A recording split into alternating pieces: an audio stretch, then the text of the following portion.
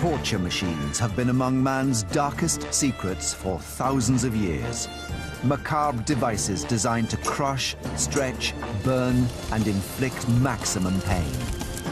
But which were the strangest, and how did they work? Ancient Discoveries probes the history of these instruments to explore a bloodlust that is truly bizarre. Did a demented Roman emperor drape his victims in a cloth of flames? Could ancient torturers have invented a device that ripped bone apart? And could the real Count Dracula have inflicted a lingering death by impaling his enemies with the precision of a surgeon? These are some of history's most horrendous death devices, investigated by Ancient Discoveries.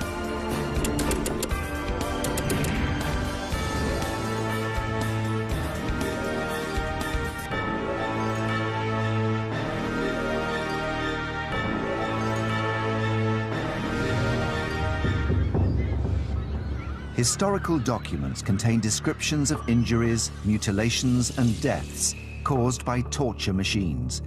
But are these accounts accurate? Ancient Discoveries has brought together a group of experts to test some of these devices to see how they really work. Our investigation begins with a physical examination of how tension can rip a body apart. For millennia, bodies have been stretched to inflict pain. This torture has been practiced in different ways, but always working on the same basic principle: to stretch a person until he or she breaks at their weakest point. There are historical accounts of how this strain acts on the body, but there's been little scientific evidence to support them until now. Traditionally, we regard joints as being the weakest part of the body because there's not bone across joints. Bone is visualized as being very hard and very resistant to stress forces. Traditionally, if something's going to be ripped apart, it will be at a joint. But this may not always be true. What if ancient torturers designed a machine that applied tension to the body in such a way that it left joints undamaged and ripped bones apart instead? No self-respecting torture chamber would be complete without a rack. It's an absolutely ubiquitous item for persuasion. First used in ancient Greece, the rack has been popular for thousands of years. Torture was an accepted part of the legal system in ancient Greece. You weren't supposed to torture Greek citizens, but you could torture your slaves.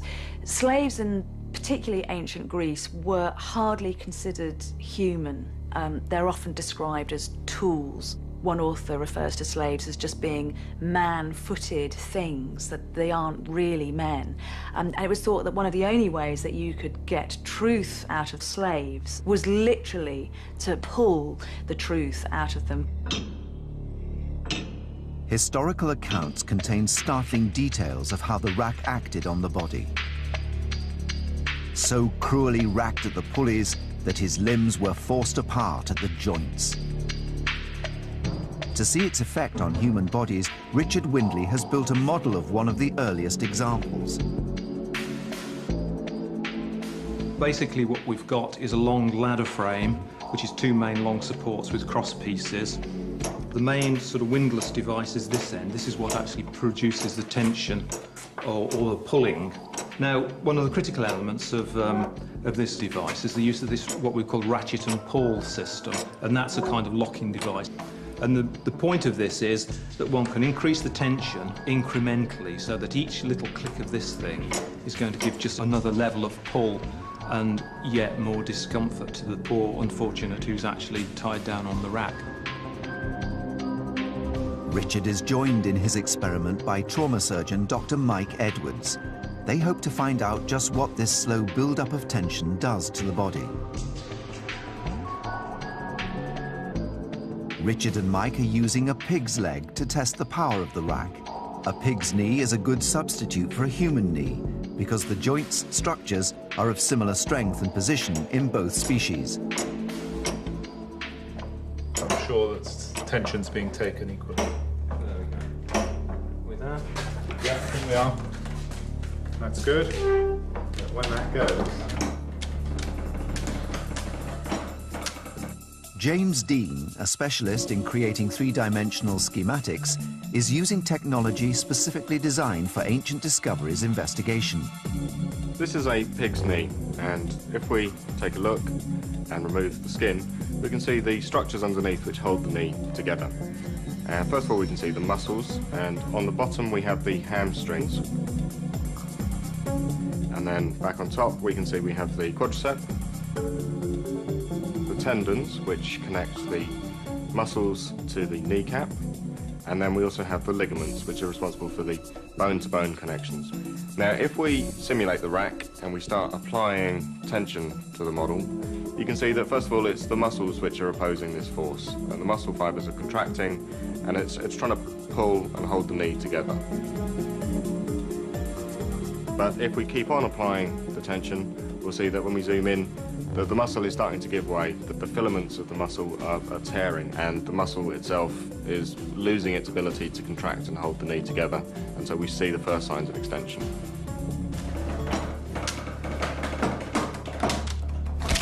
Hold up.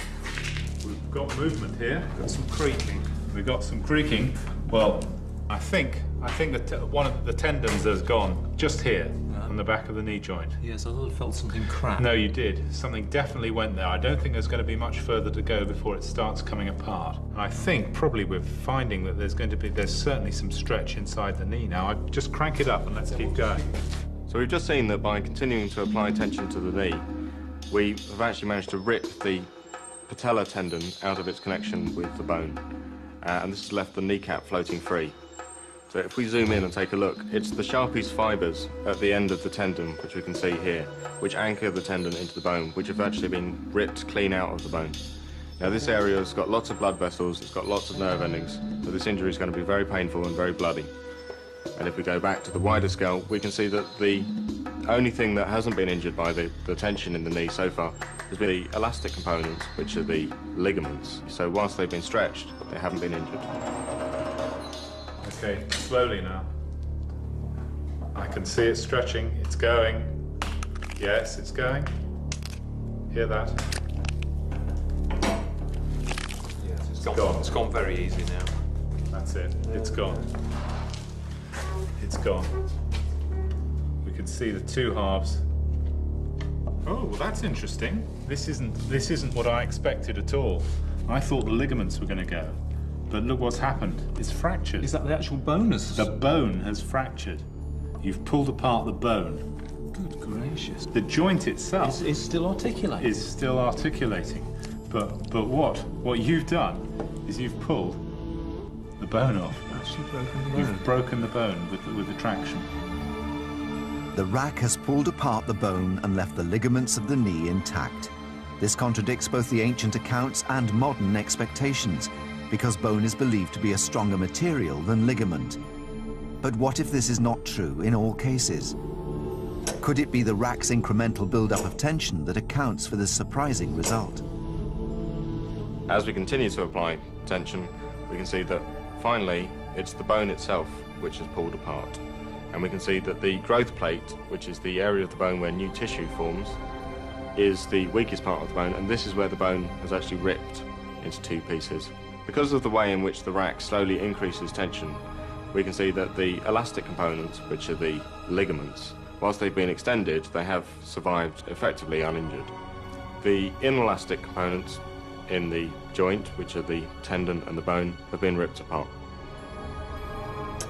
This new insight into one of history's most common torture devices can be explained. Because ligaments are more elastic than bones, the gradual increase in tension stretches the ligaments but breaks the bones. If the rack had pulled suddenly, however, the ligaments would have snapped and the bone remained intact. Well, that was really interesting. It didn't go quite like I thought it would. I had expected the ligaments to go, but what we had was a fracture.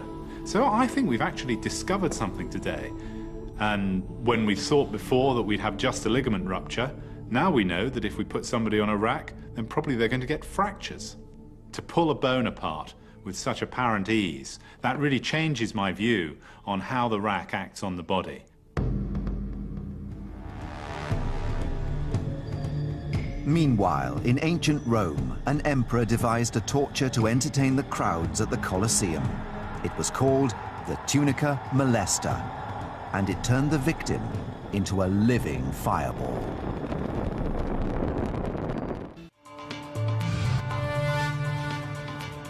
In the ancient world, the masses were often entertained with displays of torture and death, and this was never truer than in the Roman games. These huge spectator events were put on in amphitheatres across the entire Roman Empire. We hear all kinds of accounts of very, very, very gruesome, very showy forms of torture being developed so that somebody can die an excruciating death in front of your eyes. One man who particularly enjoyed these ingenious new torments was the Emperor Nero. Among the Roman emperors, Nero stands out as kind of infamous for his use of torture and public spectacles. He made them elaborate festivals of pain.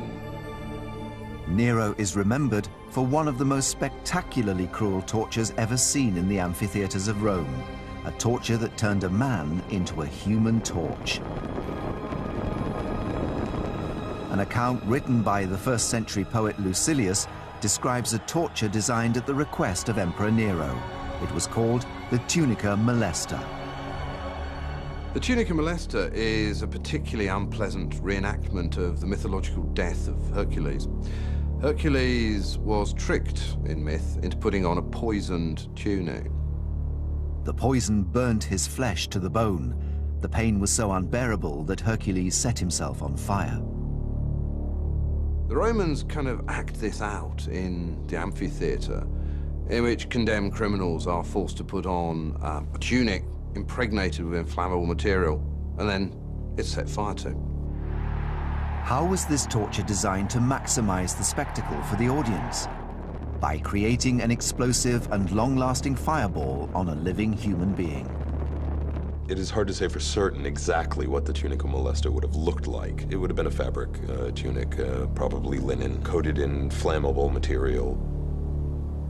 Pyrotechnic expert Scott McIntyre is investigating the flammable material that Nero might have used for the perfect human fireball. We're going to attempt to try and maximise the visual impact of having a burning garment. We could try out different materials to try and maximise that effect, get the flames as large as possible, to really try and just get as impressive a spectacle as possible. He will need to create fire on a linen tunic that ignites explosively with plenty of flames. The most easily ignited substance available was naphtha. It would have been around in Roman times. It's a very thin liquid, looks just like water, but it contains flammable vapours that will be readily given off at this kind of temperature.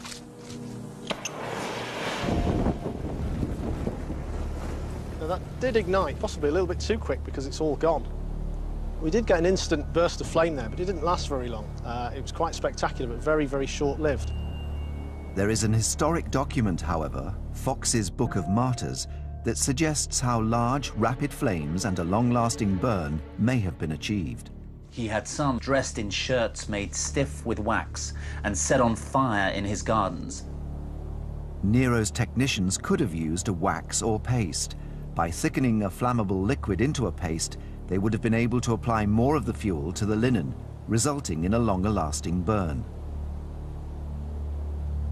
I have a thickening agent here, which hopefully mixed with the naphtha will allow us to bulk it up so we can actually get a large body of fuel on the garment, and then hopefully we can extend that burning time and still harness the same properties that we have, the instant ignition, big yellow flames. Straight away, you can see it's sticking very, very well.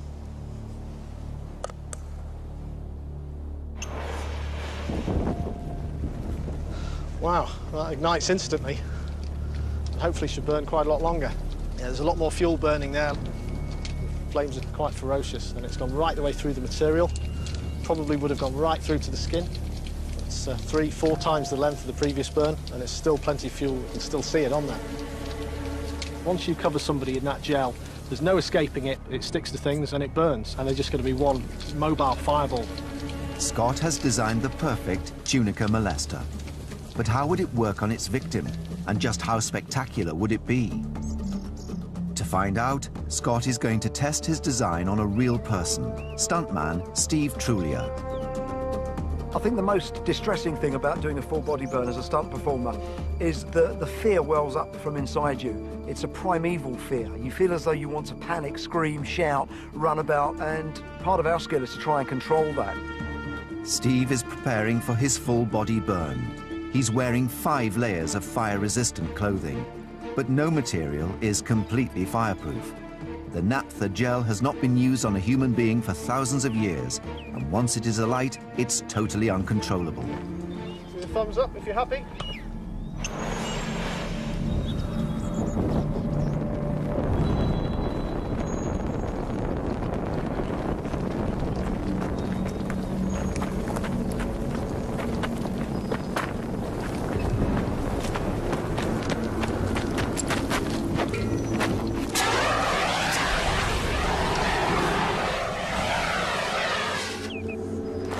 Steve, you're out. Okay, Steve. Oh, okay.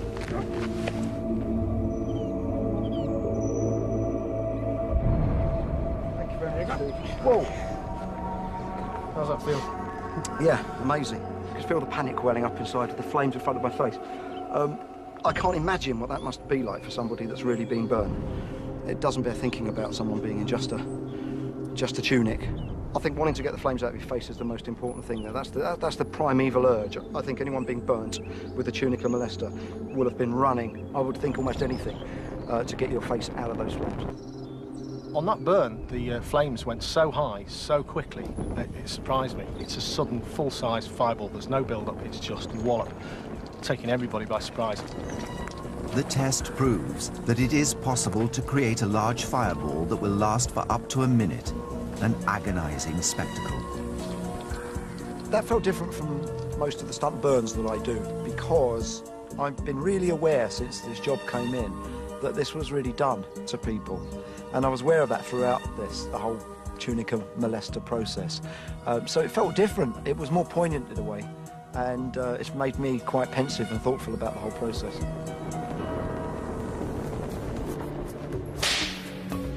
Whipping was a common form of punishment in the ancient world. The whip is and always has been a very, very effective device for causing pain for either punishment or for torture. The very simplicity of it is one of its great attributes. It was never more popular than in the Roman Empire. The Romans seem to favour whipping. You know, famously we think about Jesus Christ being flogged on his way to the cross. Flogging was a very, very usual form of punishment. This popularity led to developments in the technology of the whip, and the most fearsome of all was the scorpion.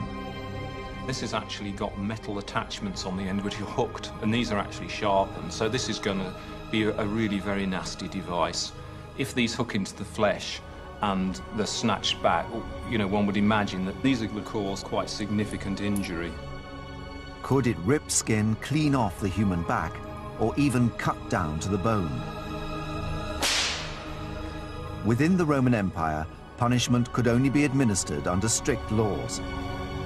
There were special rules passed which only permitted a maximum of 40 strokes. It was a punishable offence to administer more than 40 lashes. Exceeding 40 strokes risked accidental death. What was often done, they would only actually inflict 39, so any errors of counting and then still be on the safe side. To discover what 39 scorpion lashes could do to flesh, Richard Windley will be joined by trauma surgeon Mike Edwards. They will test the effect of the whip on a pig carcass. Pig flesh is a close representation of human flesh because the skin and tissues are similar in both species.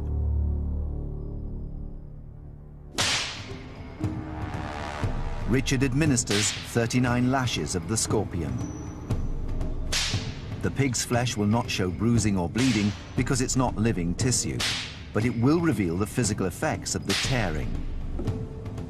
Right, well, we can see here that there are lots of little, about 1 centimetre lacerations. And here you can see this is quite a deep laceration. Yes. You can see from the structure of this hook here what the effect would have been as this thing had engaged. It would have stuck in the tissues, and then as you pulled it out, would have ripped. If this were a living being, presumably this would be covered in blood by now. Oh yes, each one of these little cuts you can see here would undoubtedly be bleeding. This would be red raw. But the law restricting the flogging to 39 lashes did not apply to everyone.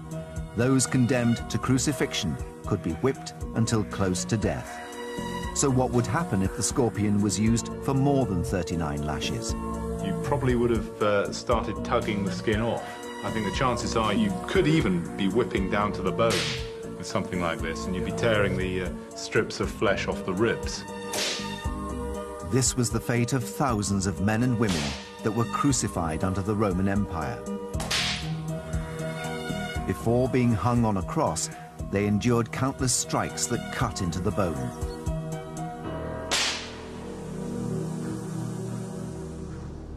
Another form of cruel punishment was used centuries later in medieval Europe, when the penalty, it was believed, should fit the crime. If the sin had been lying or blasphemy, the appropriate sentence was the pear of anguish. The pear is an insult, it's an assault on the human body. Our mouths are used in breathing, in eating, in communication, and the pear violates all of those. It was a device forged from iron, and it consisted of 4 petals secured around a central thread. Closed, it resembled a pear in size and shape, but as the handle was twisted, the petals slowly opened. It expanded outwards, extending its width 3-fold. A number of them still exist, but there are no surviving accounts of what this implement actually did to the human body. Ancient discoveries will investigate not only whether the pear could rip the mouth apart, but also whether the terror and injury it inflicted could lead to cardiac arrest. Forensic dentist Dr. Catherine Adams will analyze the effects of the pear of anguish on the mouth. The torture is, in many respects, the sheer horror of what this is going to do. Something is going to be inserted against your will into your mouth. The first obstacle to the torturer is going to be the teeth. The sheer weight of this is likely to actually fracture some of the teeth. The teeth are supplied by a massive number of nerve receptors, so the damage would cause immense pain. Once the pear is in, the idea was then to actually open it up so that the leaves would be expanding the jaw. They would be resting on the inner surfaces of the teeth and pushing those further and further apart. Eventually, the teeth would be forced from their sockets. If you've ever had a tooth extracted in the dentist, you know that the nerves will have been anaesthetized, but imagine having that without an anesthetic. As the pear expands, what will happen is that the jaw will actually dislocate. Compounding this, there will be swelling at the back of the mouth, and it is possible that the airway could start to close over. The obstruction in the mouth, the shock and the constriction of the windpipe would make breathing more and more difficult. This would lead to hypoxia, a reduced level of oxygen in the blood. The hypoxia is going to have significant effects on the rest of the body. The major organs will be starved of oxygen, in particular the brain, and eventually what that will do after a couple of minutes is that it's going to cause cardiac arrest. During this medieval period, the Inquisition sentenced thousands to be burnt at the stake. But did these victims actually die from burning, or was death caused by inhaling the flame itself?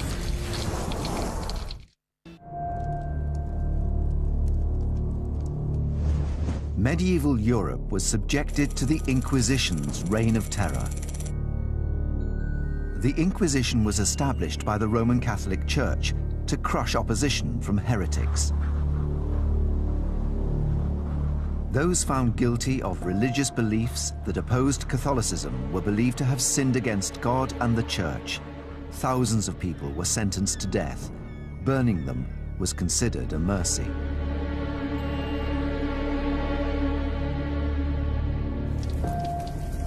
It was believed that through the fires, a kind of taste of the fires of hell, there was the smallest chance that the victim might actually be able to receive redemption and salvation.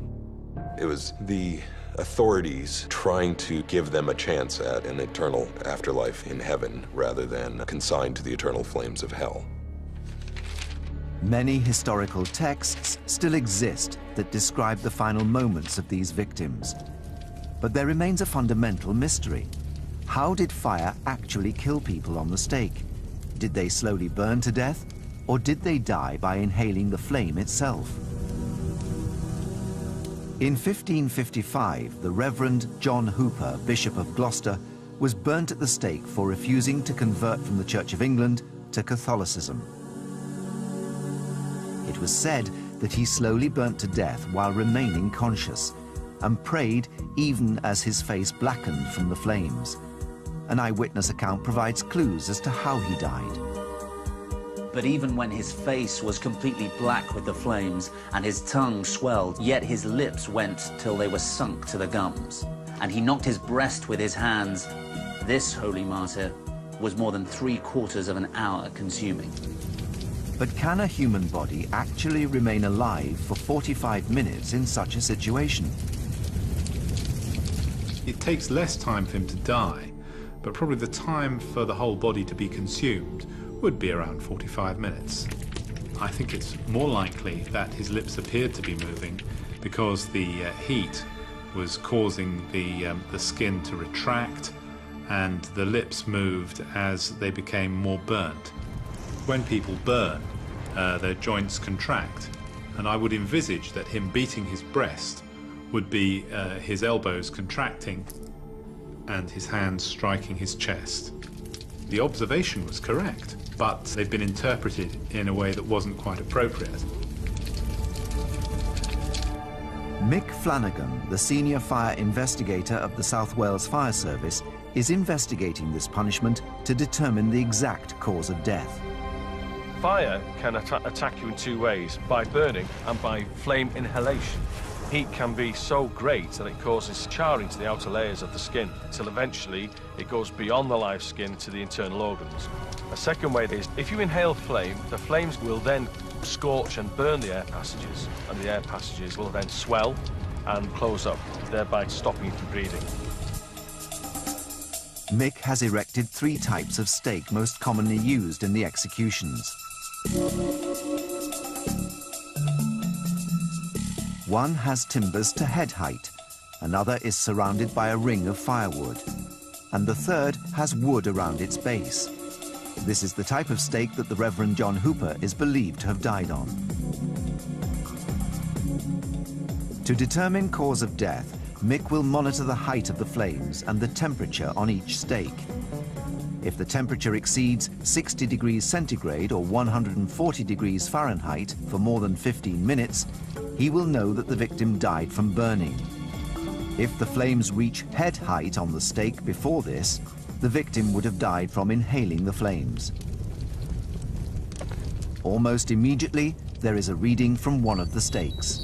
Because of the angle of the timbers on stake 1, the flames have shot straight up to the level of where we've placed our sensors on the stake. They would be engulfed in flame really, really quickly, and that means they will have inhaled flame, and in inhaling the flames, that will quickly have brought about their death.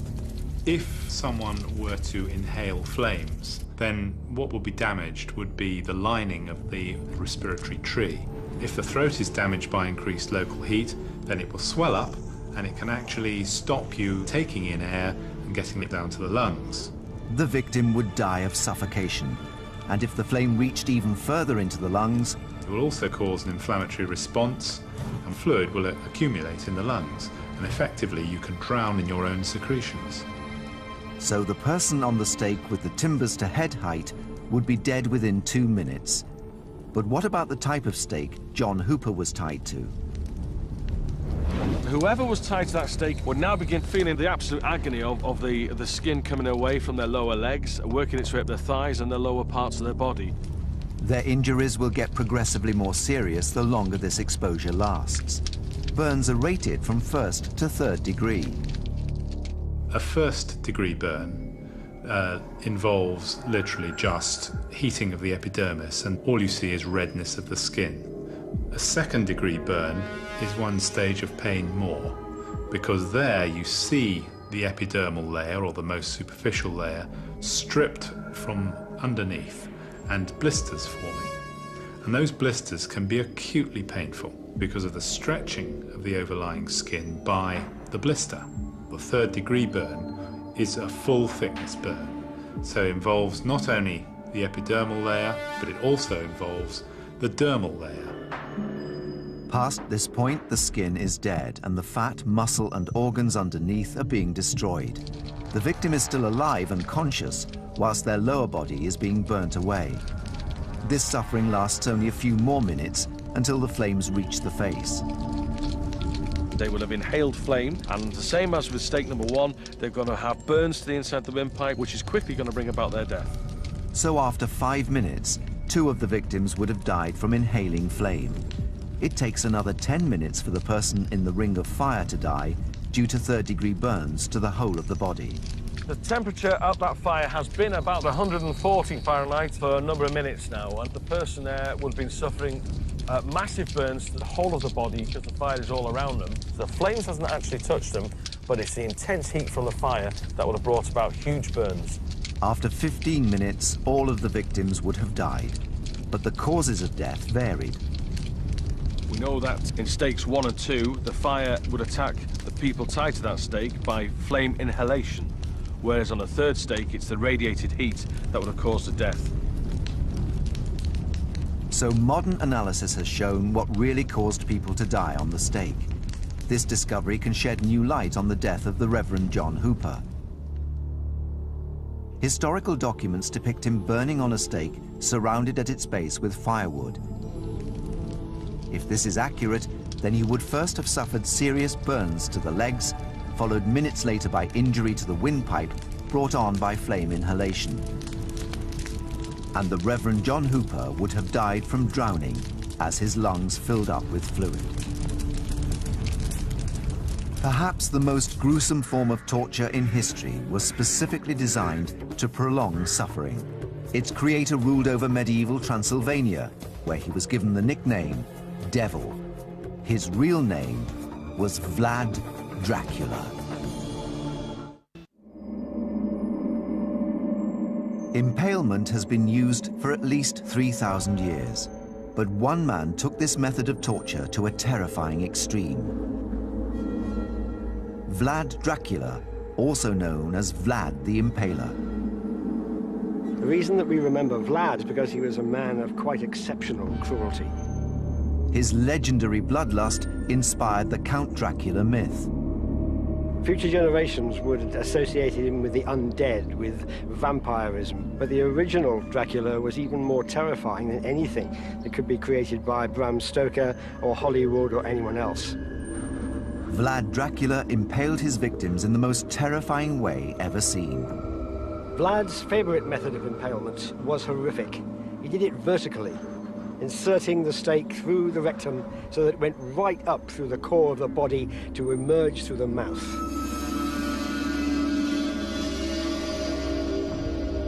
What is most horrific is the fact that it took so long for people to die.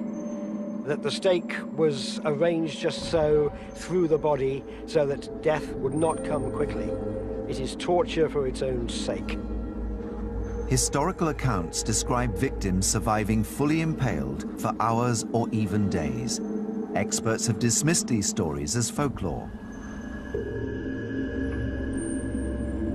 But can modern science show that it's actually possible to impale a human body through its very core in such a precise way that the victim could survive for up to 2 days?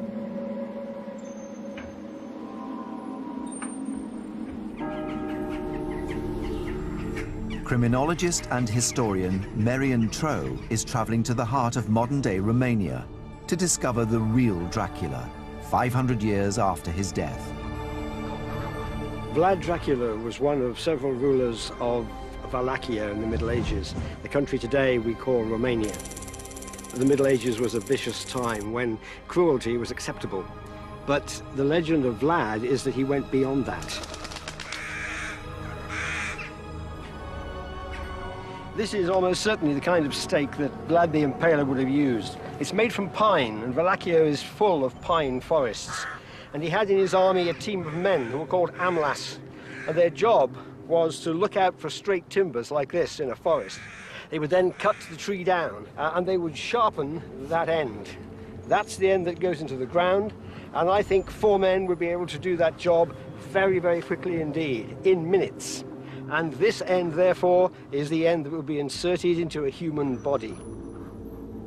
But could Vlad really have devised a way to make his victims survive for hours or even days on the stake? Trauma surgeon Dr. Mike Edwards and three-dimensional graphics designer James Dean are investigating this seemingly impossible claim. If a stake is traveling through the pelvis and abdomen into the chest, all these areas are very richly supplied with blood vessels and nerves and organs. The chances of one of these vital structures being hit are exceedingly high. If the major blood vessels or organs are damaged, death will be rapid. People probably wouldn't be able to live more than a few minutes. James and Mike will impale a computer-generated body to discover whether there is a path from rectum to mouth that can avoid these delicate structures. If such a route exists, then it is possible that Vlad could also have discovered it, and thus devised a method of impaling that prolonged death. We're using a 3D model of a person. We can have a look at bones, we can see the organs, we can see the blood vessels, and we can manipulate that in 3D and see if we can find a route to get a stake to go through it. This is the stake here. If you insert it to this level here, which is about the level of the 5th lumbar vertebrae. Up to about here. Now there's the point. We're in the danger area here. The stake is advancing through the pelvis. If it damages either of the major blood vessels, the vena cava or aorta, the victim would die from internal bleeding within minutes. Now if you advance the stake a little bit further, the stake is coming up behind the bladder, but in front of the main blood vessels. Now, if when, say, Vlad was experimenting with this, he found that people were dying very quickly, he perhaps might decide to alter the angulation to try and avoid those vessels. We've avoided the main blood vessels.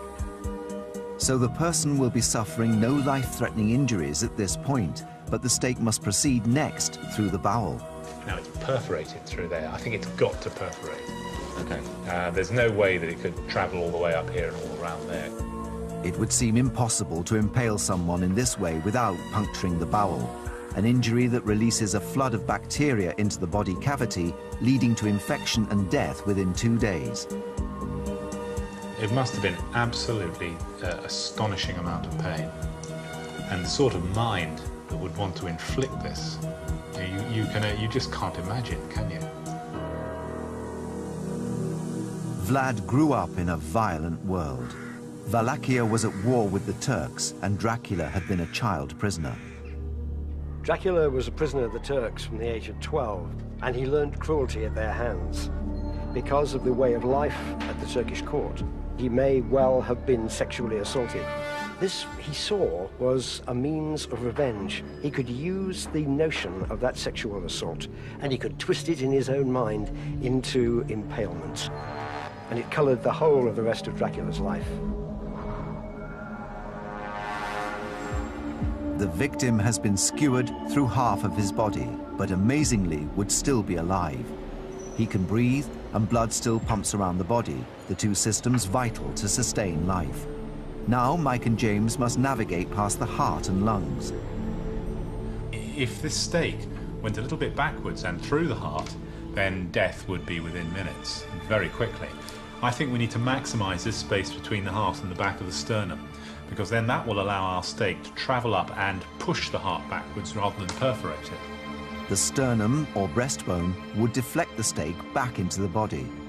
Scraping up the inside of the sternum, we haven't perforated the lungs, and Although obviously it must be presenting problems with breathing, I would say breathing would be very difficult and very laboured. Let's just advance the stake, shall we? And let's see how much it impinges the windpipe. It's my impression that probably they would be feeling, if they were still alive, they would be feeling this coming through, and the natural reaction would be to pull the head backwards to allow this thing to come up. Now it's going on up and up and up, and let's put it right the way through now. In order to survive, the airway must be clear. Yep. And I think, you know, at this point where it's coming through the neck, that is not compatible with life, because you no longer have an airway. At first inspection, it seems impossible to impale someone and keep them alive for days. Death would occur due to suffocation. But James has an idea. Thinking about it, it could be, the taper on it could be much longer, in which case the bit that's coming through the neck and mouth could actually be quite a lot thinner. If the taper on the end of the stake was narrower, it would not block the victim's windpipe and prevent breathing. If this is possible, the ancient accounts might actually be correct. While James and Mike continue to investigate, Merian is at the scene of Vlad's most gruesome victory. This was in 1462, when Vlad led Wallachia in a war against the Turks. His army was only a third of the size of that of the Turks. They were well-trained, well-disciplined, well-organized, and Vlad's army was none of those things. All he has left is shock tactics. And here, in a field, he impaled, according to some accounts, up to 20,000 people. Some of them would have been captured Turks, but most of them were his own people. They were men, they were women, they were children. When the Turks saw that, they stopped in their tracks. Mehmed II, their leader, was astonished and appalled. According to some accounts, he turned his horse around and rode back, and his army followed. The field of the impaled has got to be the most dramatic and dynamic use of torture for intimidation the world has ever seen. Vlad was responsible for this terrible massacre. But could this horror have been made even worse? Could Vlad have acted to keep those 20,000 people alive on the stakes? When the stake came through the mouth, it was too wide and would have suffocated the victim within a few minutes. James is thinning the taper on the stake in an attempt to open the airway and therefore slow death. We can see straight away there that the airway is not compromised that much. They're potentially still alive. So this is potentially how Vlad did it, I think. I think we might have made a discovery here. I think it's entirely possible that he might have been able to. I think so. When you present it this way, you can see it as a clear passageway, can't you? From the rectum right the way through to the top of the neck. So I think we have to take those contemporary texts fairly seriously now. Yeah, I would agree. Vlad put thousands of people to death by impaling them. With this number of executions, it's easy to imagine how he might have experimented with different stake shapes and sizes and different methods to finally develop the most drawn-out and agonizing procedure possible. I was initially unsure as to whether this could have been done. Even when I saw it on 3D reconstruction, I could hardly believe it, but now I think I believe it. Amazingly, the myths surrounding Vlad's extraordinary cruelty could be true. The thousands of men, women and children that Dracula killed could have taken up to 2 days to die while fully impaled on a stake.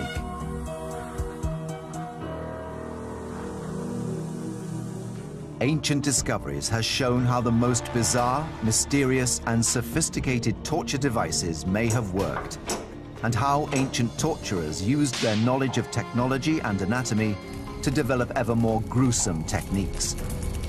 When the darkest side of human imagination combined with the power of man's ingenuity, the result was a surprisingly sophisticated ancient torture technology.